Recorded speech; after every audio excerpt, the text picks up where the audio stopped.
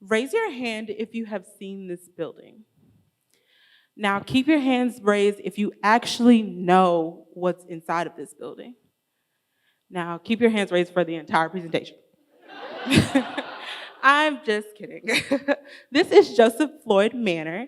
It is a public housing high rise in Charleston's Upper Peninsula and home to 156 elderly and disabled neighbors, your neighbors. Most of these people have lived in Charleston their entire lives. And 2 years ago, Enough Pie set out with one simple goal: is to shine a light on the residents of Joseph Floyd Manor. And this great show was born from that. Patricia.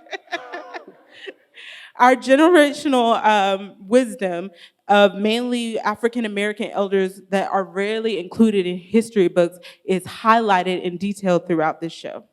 This began as a weekly show on Radio 96.3. The show is now in its second season. We have over 5,000 listeners. The goal was to explore the lives of residents often pushed to the side of society, to grasp their stories at the root and understand their lives. Tales from the Manor has become an important conversation about building communities, neighborhoods, and economies that serve, I'm gonna get choked up, that serve the needs of all. The grand height and 80s style architecture make the building stand out. Although the building itself is recognizable, very few inhabitants of Charleston, especially the newcomers, know what the building is used for or the people who live inside. If you've ever been to Grand Central Station, that is what Joseph Floyd Manor reminds me of. The noise, the smell, the sound, and all the people heading in different directions. It looks like chaos, but it's all in control. Everybody knows why they are there. I'm proud to call Joseph Floyd Manor my home.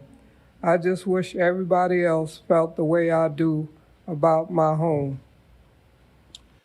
That was Carolyn Jones, who's sitting right over here. Thank you, Carolyn. Tales from... I'm only interrupting because we're on a timer. Tales from the Manor is a way for every Charlestonian, new and old, to grasp the triumphs and trials of our neighbors at the root. With massive development displacing those that hold Charleston's history, we must act now to build real bonds with each other and support our neighbors. The Tales from the Manor team is Summer Anderson, art critic, writer, storyteller, and joy maker. Me, Jay Smith, case intake specialist at Joseph Floyd Manor. Bennett Jones, community director of Enough Pie. And Patrick Peck, our audio engineer and master inquisitor. Each episode is based on 3 simple but powerful questions. Where were you born? What is your favorite song? And how would you like to be remembered? Enough Pie's mission is to use creativity to connect and empower the Upper Peninsula. Art breaks down barriers. Each guest brought their favorite song and explained what it meant to them. 3 major themes and memories ran throughout. 1, music is a capsule to store memories. 2, connections between neighbors have been destroyed in Charleston. 3,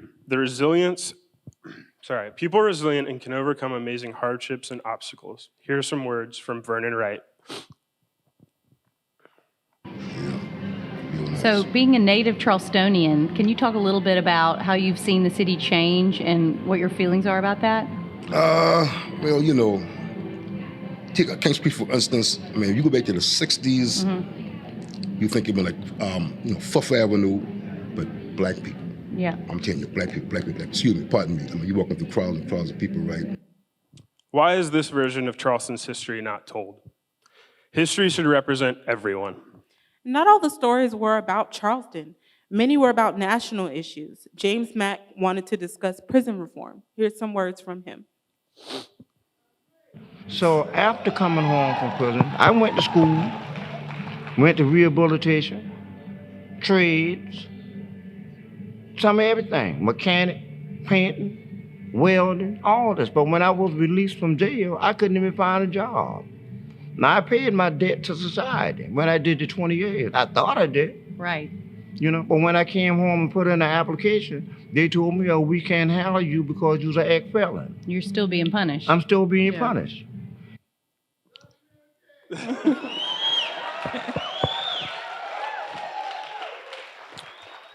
The wisdom held in these stories offers a guide. Well, one of the biggest lessons I've learned is that there's certain forces in this world that I try to keep people from being united together. And sometimes it would take a fight in order to get that to work. But I found out that people of different culture can actually get together, you know what I mean, for a common cause. Right. And I learned not to take everything personal, you know what I mean, and I treat people like they're supposed to be treated, you know what I mean? The actionable steps to make our city what we say we want it to be are inside Tales from the Manor and the tales of these folks. In Charleston, as with most cities in the United States, history is written by a select group of empowered people with access and means to tell their story.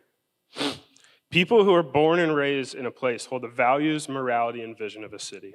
Without hearing and understanding as many diverse perspectives as possible, it is impossible to move forward equitably with city planning and governance. As you pass down the highway at night, you may see the lights on in the individual apartments of the residents of Joseph Floyd Manor. Know that those lights are the residents shining bright and carrying the torch of their ancestors that would be proud of their offsprings. They show us all what it means to be perfectly human.